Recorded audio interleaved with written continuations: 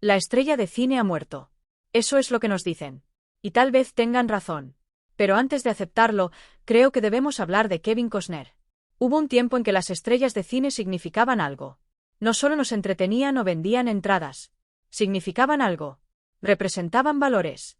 Cualidades que el público reconocía, apreciaba y, en algunos casos, realmente necesitaba. Decencia, convicción. La idea de que un hombre podía tener principios en un mundo sin ellos, que la integridad valía la pena, incluso cuando te costaba caro. Y luego, en algún momento, eso se acabó. En este vídeo, vamos a intentar averiguar exactamente cuándo y por qué se acabó, y qué perdimos con ello. Para ello, vamos a analizar a un hombre que durante casi una década encarnó esa cualidad más plenamente que casi nadie en Hollywood. Un hombre cuyo ascenso lo dice todo sobre lo que el público esperaba de una estrella de cine y cuya caída nos dice igualmente por qué dejaron de tenerlo. Vamos a repasar su carrera, el lento ascenso, la cima, el declive de su imagen y su silenciosa reinvención, y usarlo para responder a una pregunta mucho más importante. ¿Es Kevin Costner la última gran estrella de cine estadounidense? ¿O es simplemente el ejemplo más claro de lo que Hollywood perdió cuando dejó de creer que un solo nombre y todo lo que representaba era suficiente? Al final de este vídeo, creo que tendrán una opinión al respecto. Yo sé que la tengo. Fundido a negro. Kevin Michael Costner nació el 18 de enero de 1955 en Linwood, California. Su padre, Bill Costner, trabajaba para Southern California Edison, lo que significaba que la familia se mudaba mucho. La madre de Kevin, Sharon, era trabajadora social. Sus padres eran bautistas, iban a la iglesia los domingos, tenían valores claros e inequívocos, el tipo de hogar donde se esperaba que uno se comportara con cierta dignidad. No se sintió inmediatamente atraído por Hollywood. Practicaba deportes, fútbol americano, béisbol y cantaba en el coro de la iglesia. Se matriculó en la Universidad Estatal de California, Fullerton, para estudiar administración de empresas. No es precisamente una leyenda, pero en algún lugar dentro de ese título en administración de empresas había un joven que ya había decidido en silencio, como solía decidir la mayoría de las cosas, que quería ser actor. De adolescente, vio una proyección de Deliverance, se sentó en la oscuridad y observó a John Wayne y Burt Reynolds en la naturaleza de Georgia, y algo sucedió. No fue un rayo, sino más bien como una brújula que lentamente se movía hacia su verdadero norte. Se casó con Cindy Silver en 1978. Se habían conocido en la universidad. Ella sería la persona que lo vería intentarlo, fracasar y volver a intentarlo durante años. Estar casado con alguien que quiere triunfar en Hollywood antes de haberlo logrado, cuando aún es solo un sueño, requiere una fe muy particular. Sus primeras apariciones en pantalla fueron de esas que nunca se mencionan en las retrospectivas de su carrera. Sislevich, Estados Unidos se filmó entre 1978 y 1979, y la historia de cómo terminó participando en ella revela mucho sobre su situación en ese momento. Trabajaba como tramoyista en la producción, no actuaba, cargando equipo. Y un día, entró en la oficina de los productores y dijo que estaba pensando en dedicarse a la actuación. Pensaron que se veía bien en pantalla y le dieron un papel. Así empezó todo. La película no vio la luz hasta 1981 y luego Troma la reestrenó en 1986 una vez que Costner fue lo suficientemente famoso como para aparecer en el póster. Para entonces, intentó comprar los derechos y cancelarla. Troma dijo, no, es ese tipo de película. Luego Testament en 1983, un drama sobre la guerra nuclear en el que interpretó un pequeño papel secundario. Luego Shadows Run Black en 1984, una película tan desconocida que apenas dejó rastro. El tipo de trabajo que existe para demostrar que estás dispuesto a hacer lo que sea necesario, incluso cuando lo que sea necesario no da para mucho. Aceptó estos papeles. Estudió. Esperó. Y entonces llegó el momento que desde entonces ha pasado a formar parte del folclore de Hollywood. The Big Chill. La película coral de Lawrence Kasdan de 1983 sobre amigos universitarios que se reúnen después de un suicidio. Costner fue elegido para el papel de Alex, el hombre cuya muerte pone en marcha la historia. Filmó las secuencias de flashback y luego Kasdan en la sala de edición tomó la decisión de eliminarlas por completo, conservando solo la imagen más breve del cuerpo de Alex siendo vestido en la escena inicial. El rostro de Kevin Costner nunca aparece.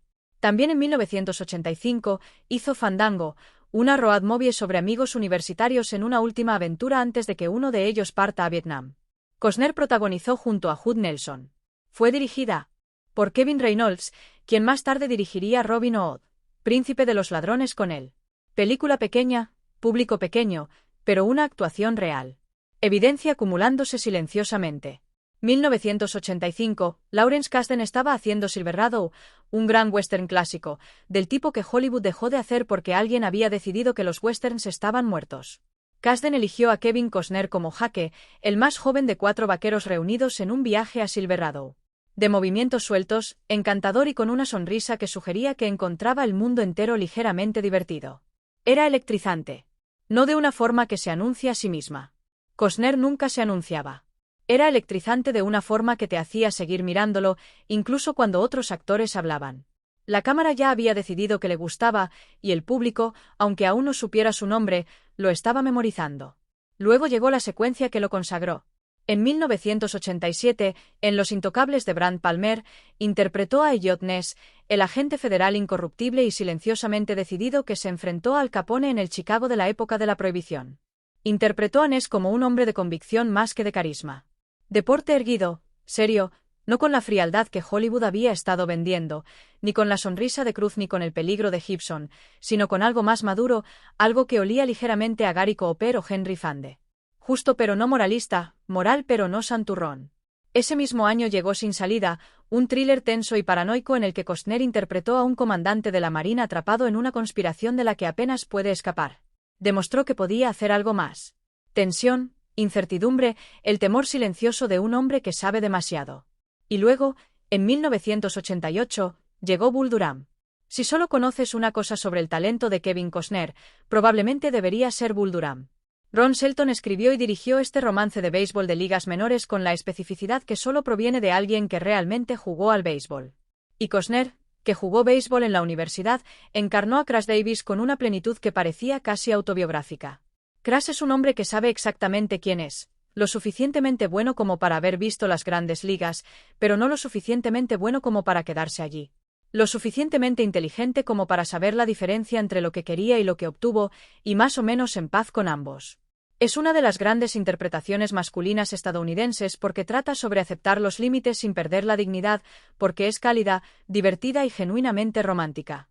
Porque Costner te hace creer cada palabra que sale de la boca de Crash Davis, incluyendo el famoso manifiesto, creo en la iglesia del béisbol, que en manos menos hábiles sería ridículo, pero en la suya se convierte en algo cercano a una oración.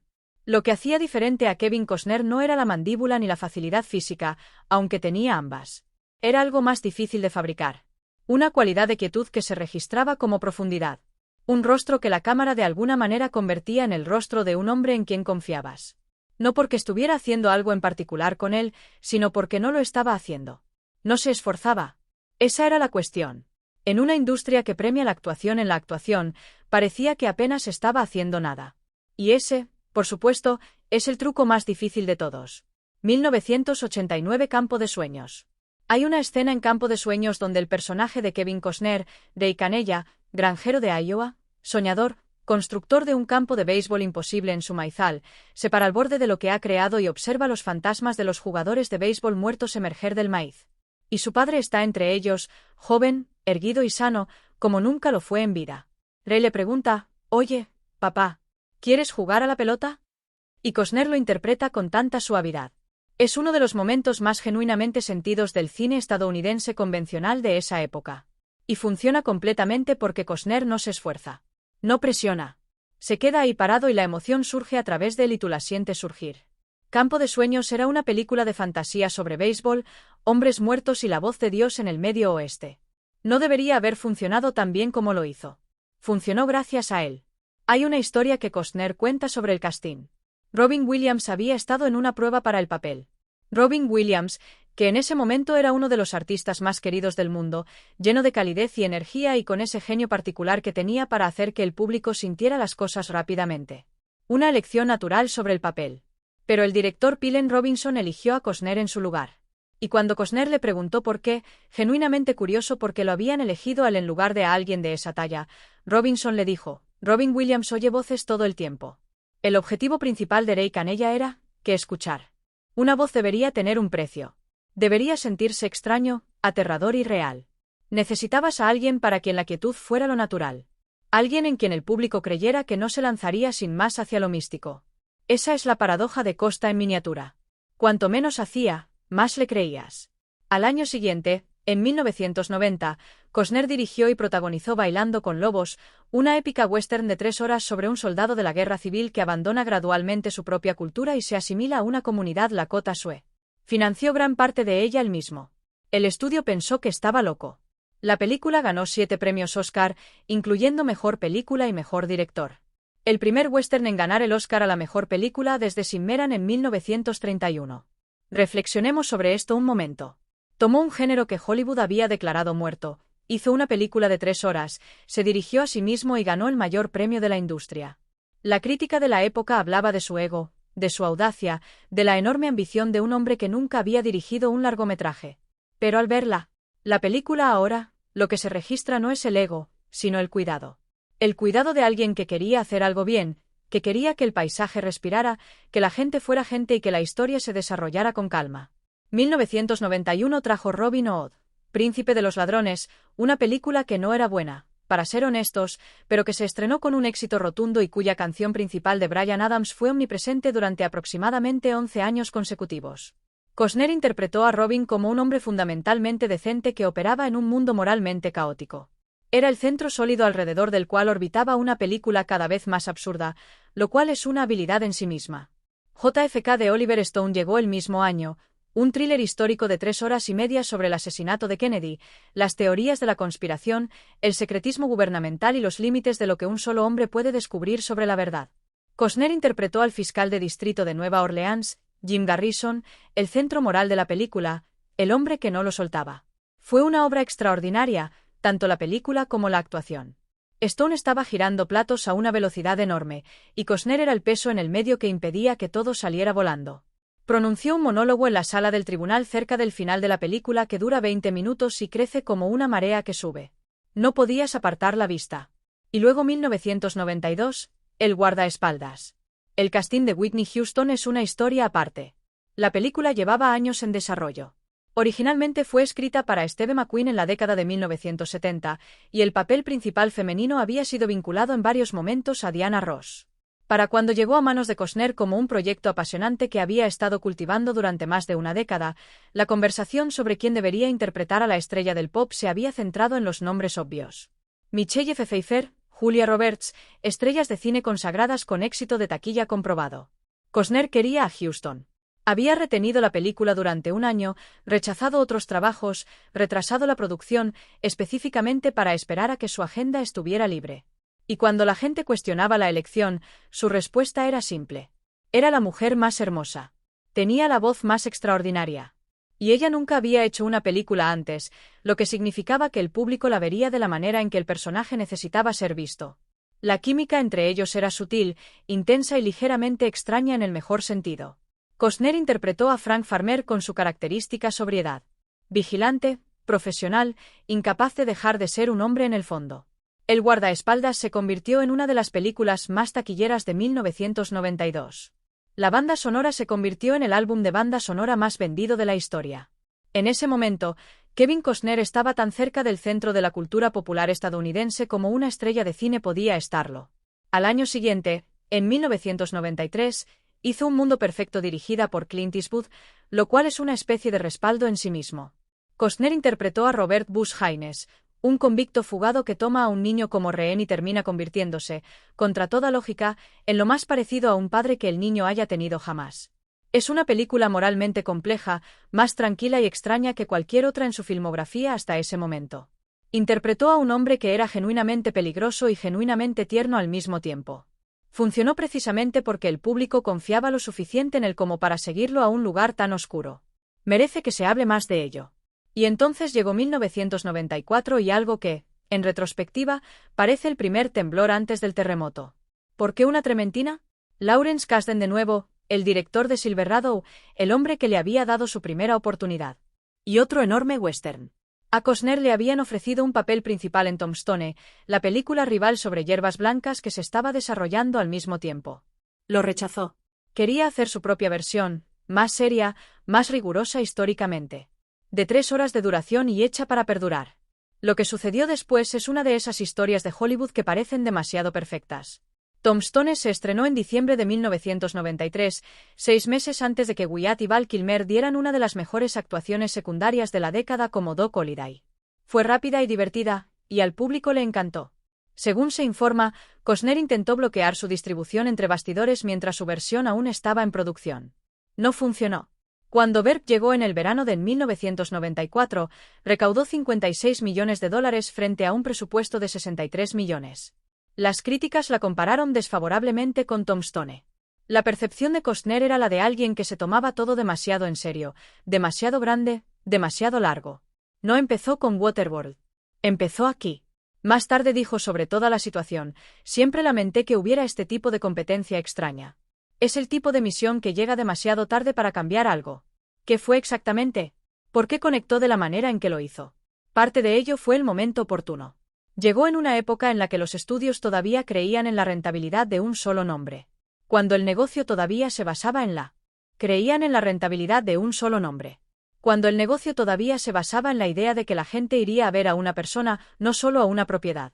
Pero fue más que el momento oportuno. Costner representaba algo en lo que el público quería creer. Era el hombre estadounidense como él deseaba ser. Estable, con principios, discretamente competente, capaz de amar sin llegar al teatro. No era aspiracional en el sentido de la fantasía. Era ambicioso en el sentido de reconocerse en alguien y pensar que tal vez ese era un don raro y que Hollywood lo producía cada vez menos. 1995. Es casi imposible escribir sobre Waterworld sin que se convierta en una broma. Porque durante mucho tiempo, la broma era de lo único que se quería hablar. La película más cara jamás realizada hasta ese momento. Una epopeya oceánica postapocalíptica en la que el personaje de Costner había desarrollado branquias. El rodaje tuvo lugar en Hawái, en el Pacífico abierto, en una producción tan caótica que la prensa la apodó Fistar, en referencia a la legendaria y problemática Istar, lo que dice mucho sobre el ambiente cultural de la época. La película no era buena. Tampoco fue tan catastrófica como sugiere la leyenda. Recaudó dinero internacionalmente y, finalmente, obtuvo beneficios en vídeo doméstico. Pero en la maquinaria de la percepción, Waterworld se convirtió en sinónimo de arrogancia. De una estrella que se había vuelto demasiado importante, que ya no aceptaba un no, que confundía sus propios instintos con los deseos del público. Esa percepción importa más que la realidad. En Hollywood, la historia que se cuenta sobre una película a menudo sobrevive a la película misma. Y esto es lo que se olvida en esa narrativa. También en 1996, Costner hizo Tin Cup. Ron Shelton, nuevamente el director de Bullurami, nuevamente una película deportiva construida alrededor de un hombre que negocia la distancia entre el talento y la gloria. Costner interpretó a Roy McAvoy, un profesional de campo de práctica venido a menos que decide clasificarse para el US Open solo por orgullo. Es divertida, conmovedora y completamente disfrutable, y le recordó al público brevemente lo que siempre les había gustado de él. La película recaudó bien. Recibió buenas críticas. Nadie la usa como evidencia de nada, lo cual es quizás su propia injusticia silenciosa. De 1997, The Postman Double Down. Otra epopeya estadounidense grandiosa, una historia postapocalíptica sobre un vagabundo que se convierte en un símbolo de esperanza al entregar correo. De 3 horas de duración, dirigida por el propio Costner. Las críticas fueron crueles como pueden ser las críticas cuando un crítico ha decidido antes de sentarse a escribir sobre la película. Vale la pena ver El cartero ahora, sin el peso de la crítica, porque hay una película de verdad. Con sus defectos a lo largo de su extensión, genuinamente apasionada por sus temas de esperanza, responsabilidad cívica y el significado de las instituciones. Pero llegó en el momento equivocado, con demasiadas expectativas y cargando con demasiado peso histórico. La industria había empezado a contar una nueva historia sobre Kevin Costner. La historia era que estaba acabado, que había alcanzado la cima. Lo que lo hacía parecer un ideal americano ahora, de alguna manera, jugaba en su contra. Demasiado serio, demasiado clásico, demasiado. Y aquí está lo importante de Hollywood. Se basa en la confianza. No solo la confianza en taquilla de una película con luz verde de estudio, sino la confianza más vaga y atmosférica del público, independientemente de si el público te apoya o no. Y de alguna manera, alrededor de 1997, el público cambió. Ese cambio de ser adorado a ser sobreambiciosamente ambicioso, de ser fiable a ser un riesgo costoso, no se produce por una sola película. Sucede a través de la acumulación, a través de la forma en que una narrativa se solidifica, a través de la forma en que la prensa, que una vez escribió sobre Kevin Costner como el heredero de una gran tradición, ahora lo hacía como una historia leccionadora. Él era el mismo hombre. El mundo a su alrededor había cambiado.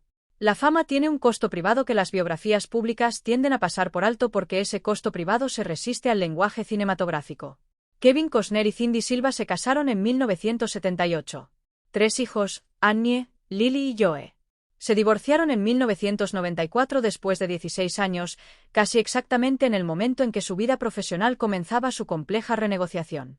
Se volvió a casar en 2004 con Christine Baumgartner. 3 hijos más. Y luego, en 2023, después de 19 años, ese matrimonio también terminó, pública y desordenadamente, con procesos legales que los periódicos cubrieron extensamente. 7 hijos en total, una vida que se midió en familia más que en películas, parece la de alguien que siguió buscando algo ordinario incluso cuando todo a su alrededor se hacía cada vez más grande. El mito de la estrella de cine es impecable. Eso es lo que lo convierte en un mito. El hombre real tiene defectos, fracasos y un mundo privado que no se ve bien en las fotos. A juzgar por las pruebas disponibles, Kevin Costner siempre ha parecido alguien que nunca olvidó del todo que el hombre real era el proyecto más importante. He aquí algo que merece la pena reflexionar.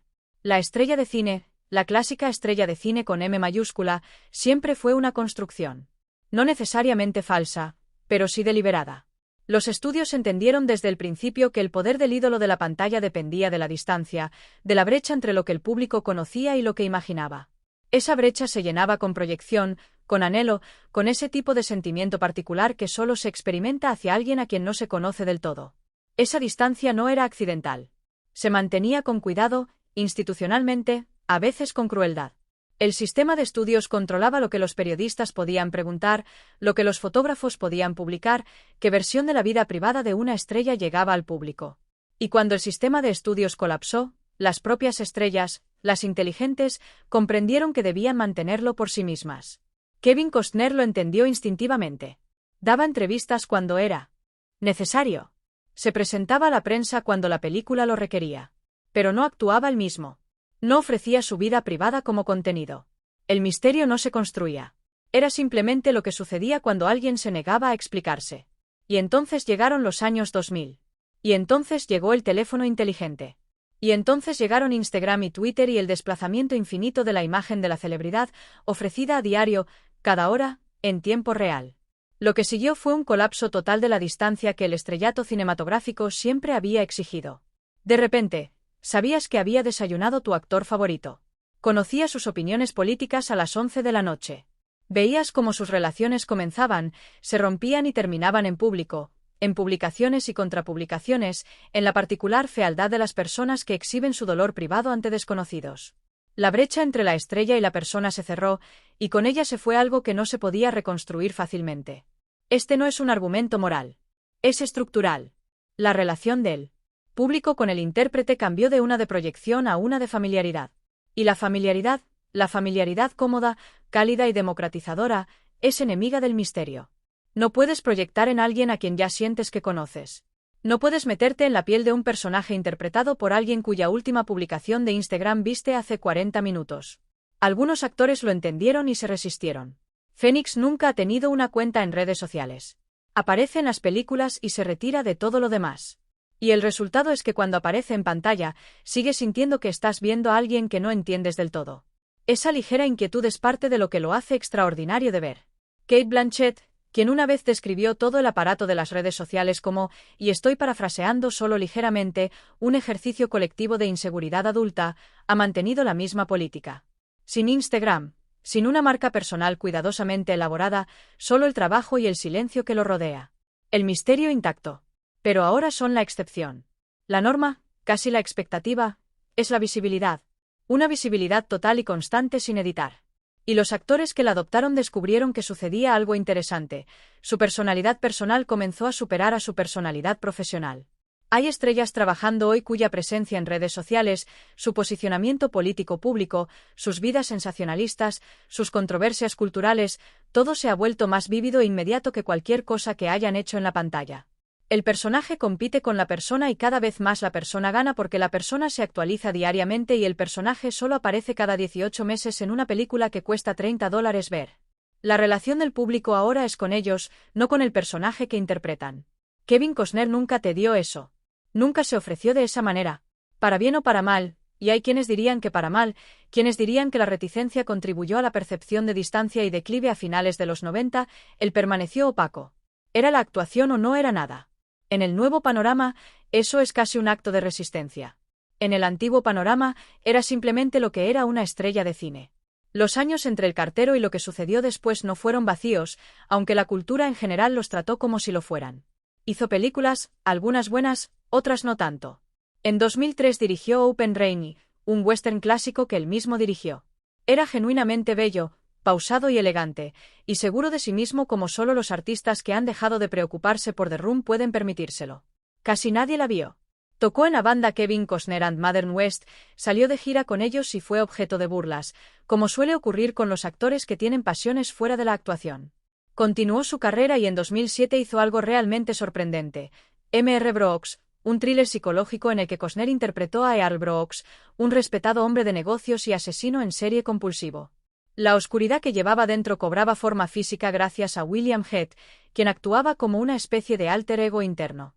Es una película que casi nadie vio en su momento y que suele pasarse por alto en la mayoría de los análisis de su carrera, pero es importante porque demostró su disposición a explorar terrenos inesperados para el público. El hombre decente, el hombre de principios, esa imagen fue deliberadamente subvertida. Él mismo la produjo. Eso dice mucho sobre cómo pensaba en su carrera en aquellos años. No se conformaba ni esperaba, sino que buscaba activamente los límites de lo que la gente pensaba de él. En 2012, la miniserie de History Channel, Hatfields and the McCoys, sobre la famosa disputa de los Apalaches, se convirtió en el programa no deportivo más visto en la historia de la televisión por cable estadounidense. En ese momento, Costner interpretó a Hatfield, el de las hormigas del diablo, con una seriedad y un cansancio que se sentían merecidos. Ganó un Emmy en horario estelar. Ganó un Globo de Oro. Y luego, en 2013, con Something Small Bad Telling, Saxender lo eligió para el papel de Jonathan Kent en El hombre de acero. El padre adoptivo de Superman, un granjero común de Kansas, que cría a un niño extraordinario e intenta prepararlo para un mundo que no está listo para él. Cuando Hollywood necesitó a alguien que encarnara la discreta decencia estadounidense, el peso moral de una figura paterna, el tipo de hombre cuya muerte tiene significado, recurrieron a Kevin Costner. Porque algunas cosas solo funcionan si crees en ellas completamente. Y el público seguía creyendo en Kevin Costner. Pero la verdadera reinvención, aunque reinvención no sea la palabra más adecuada, llegó en 2018 con el estreno de Yellowstone, de Taylor Sheridan, en Paramount Network. Costner interpretó a John Dutton, patriarca del rancho ganadero familiar más grande de Estados Unidos, luchando por conservar esas tierras frente a promotores inmobiliarios, políticos y sus propios hijos, llenos de complicaciones. Yellowstone se convirtió en un fenómeno, no al estilo de los dramas de prestigio de las grandes productoras, sino de otra manera. Llegó a la América rural, a las zonas del país que siempre habían adorado a Kevin Costner y que nunca habían dejado de hacerlo. Y conectó con algo real, específico y desatendido.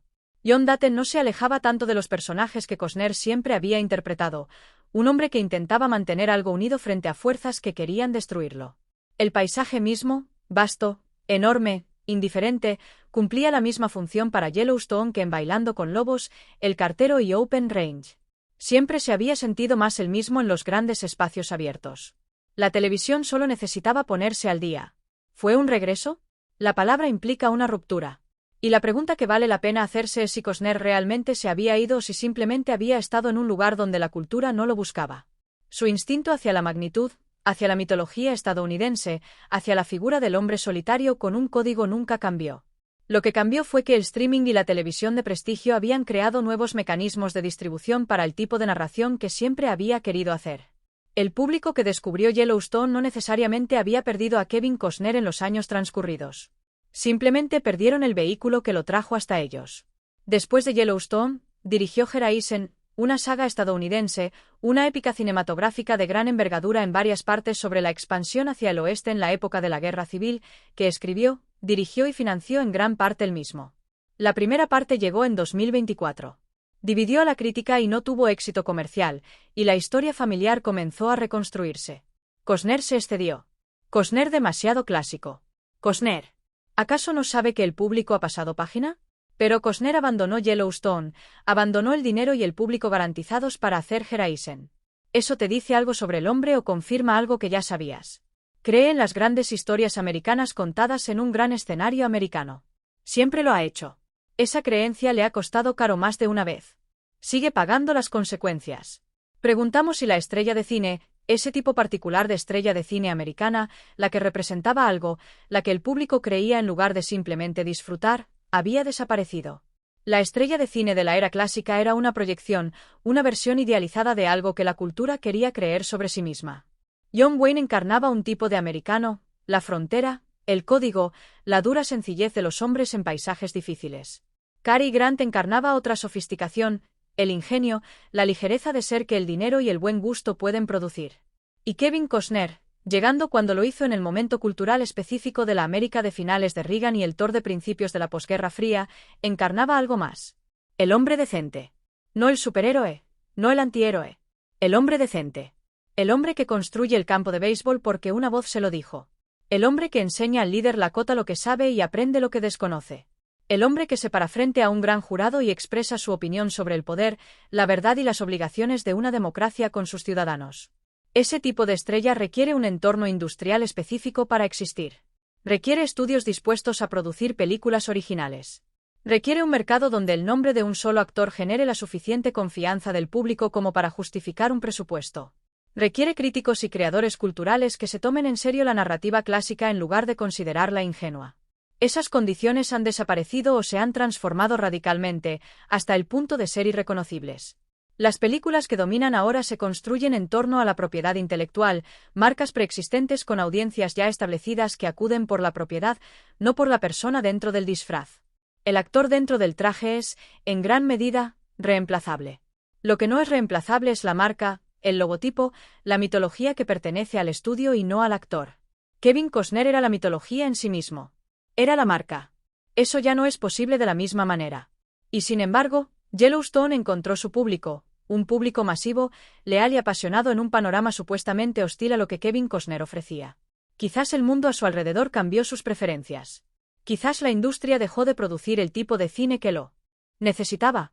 Quizás el público, saturado de espectáculo, franquicias y recomendaciones algorítmicas, olvidó brevemente, en conjunto, que existía otro tipo de historia a la que respondían. Y quizás la verdadera cuestión nunca fue sobre Kevin Costner. Quizás siempre se trató de nosotros, de lo que buscamos en las historias que nos contamos, de si la integridad en pantalla aún significa algo, si la sinceridad aún tiene valor, si un hombre que defiende sus ideales, incluso cuando le cuesta caro, especialmente cuando le cuesta caro, sigue siendo el tipo de persona con la que queremos pasar 2 horas en la oscuridad. No son ideas anticuadas. Tampoco son ingenuas. Simplemente son cosas que dejamos de pedir. Y en algún lugar, silenciosamente, sin que la mayoría nos diéramos cuenta, el vacío que dejamos se hizo más grande. Quizás sea hora de volver a preguntar. Si este tipo de narración te resulta interesante, suscribirte al canal marca una gran diferencia. Como siempre, espero verlos a todos en el próximo vídeo.